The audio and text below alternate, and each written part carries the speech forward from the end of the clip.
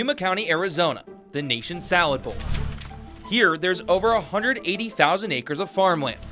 90% of the leafy greens you eat in the winter months are grown here, an area that only gets 3 to 4 inches of rain a year. So how is that possible? We need this water, Colorado River water.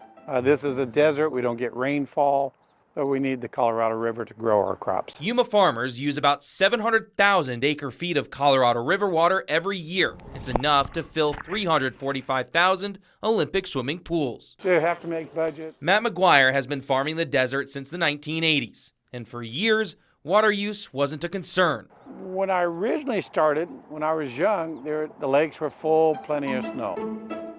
But starting in the early 2000s, hundreds of miles north of Yuma, at the biggest reservoir in the U.S., signs of a drought started to show.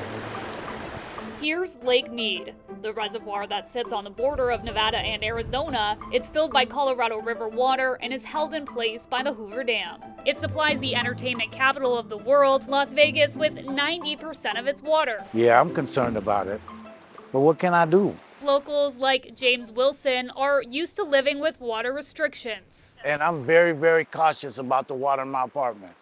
You know, I use just what I need.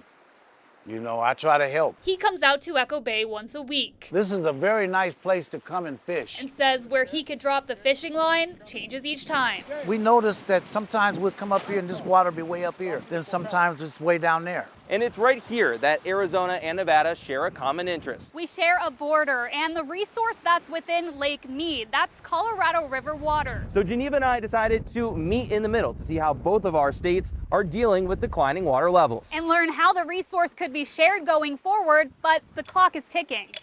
That's because early next year, a final draft is supposed to be in place. Where we're going in the post-26 negotiation. A plan for how Arizona, Nevada, and 5 other states in the West will share this water moving forward. There is no solution in the Upper Basin that's going to solve the Powell and Meade problem. Negotiations are not going well. That's why we contacted Kyle Roerink, director of the Great Basin Water Network, a watchdog group tracking the dwindling resource. At the turn of the 21st century, you could have launched your boat from right here where I'm standing.